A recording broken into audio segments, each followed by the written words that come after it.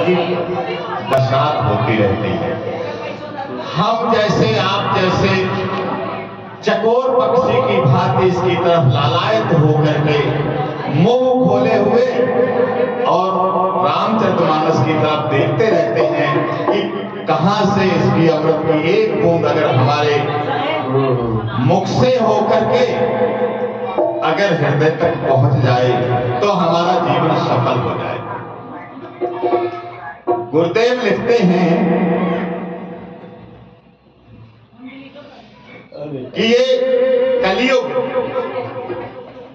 चल रहा है और ये राम की जो कथा है वो त्रेता युग की है।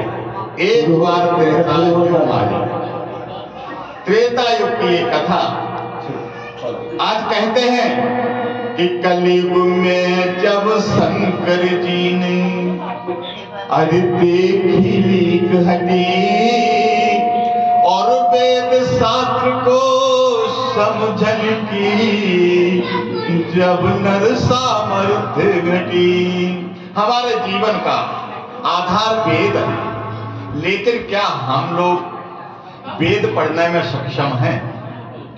क्या हम वास्तव में वेदों को समझ सकते हैं? वेद शास्त्र को समझने की जब नर सामर्थ्य घटी तब लेकर अवतार शंभु तुलसी के रूप में आए। वेदों का कर मंथन तत्व में राम नाम को लाए। भगवान शंकर ने स्वयं तुलसीदास जी के रूप में अवतार लेकर के और हमारे वेदों का मंथन किया।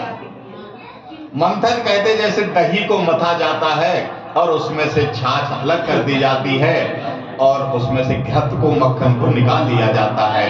ऐसे ही भगवान शिव ने तुलसी बन करके और वेदों का मंथन करके इसमें से जो निकला है वो एक तत्व निकला है जिस मक्खन का नाम है राम। राम नाम ही कलयुग में हमारे लिए आसान तरीका है कि हम भगवान का नाम लेकर के इस संसार सागर से पार हो जाए। मनुष्य जन्म लेने का यही एक आधार है कि हम अपने कल्याण का मार्ग खोजें, हम मोक्ष को प्राप्त कर सकें। तो क्या कहते हैं कि चौपाई पर छंद सोरठा मंत्र मना बरसाए अनायास भव दुख छेदन हुआ जो नरेश में आए।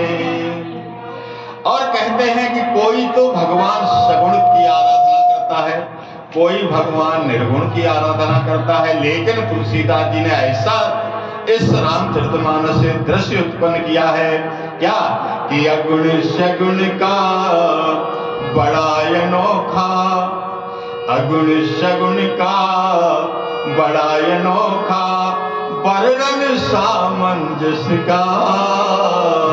आओ प्रेमियों पान करेंगे महामंत्र के रस का। रामचरितमानस सजनों एक भावों का सागर है। नीति प्रीति भक्ति प्रेम ज्ञान गुण नीति प्रीति का जलधर है। साथियों, ये केवल कथा नहीं है, यह भगवान राम के चरित्रों का गुणगान है और ये भाव प्रधान है। अगर आपकी भावना ये है कि पत्थर में भगवान होता है तो भगवान स्वयं उस पत्थर में से प्रकट होकर के और भक्त के सामने खड़ा हो जाता है। प्रहलाद जी ने जैसे हमारे भगवान नरसिंह को पत्थर में से निकाल दिया, इसी तरह से इस रामचरितमानस से अगर हमारे भाव शुद्ध हैं, हम भाव से इसको पढ़ते हैं, भाव से ग्रहण करते हैं, तो ये भक्ति प्रेम ज्ञान गुण नीति प्रीति इन सब की बरसात हमारे ऊपर कर देता है और हमारा जीवन समृद्ध हो जाता है, प्रसन्न में। बताइए। हाँ, और कहते हैं कि जो जिस भाव से देखे इसको, जो जिस भाव से देखे इसको, वही भाव बेहतर है। चार घाट की कथा संजोई, सचमुच मानस सर है। इस रामचरितमानस में 4 घाट से, 4 स्थान से कथा को कहा जा रहा है।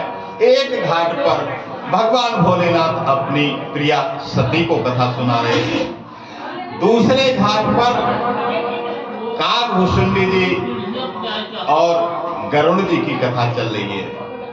एक घाट पर याज्ञवल्क्य जी और अगस्त्य जी की कथा चल रही है। और चौथे घाट पर तुलसीदास जी कथा कह रहे हैं और सुनने वाले भी तुलसीदास जी ही। देखिए विचित्र बात है, भगवान शिव ने ही ये कथा की रचना की है। उन्होंने ही तुलसी के रूप में आकर के कथा को लिखा है और वही कथा को गा रहे हैं और वही कथा को सुन रहे हैं। इस भाव से जब हम इस कथा को सुनेंगे, पढ़ेंगे, तब हमारे लिए कल्याणकारी होगा।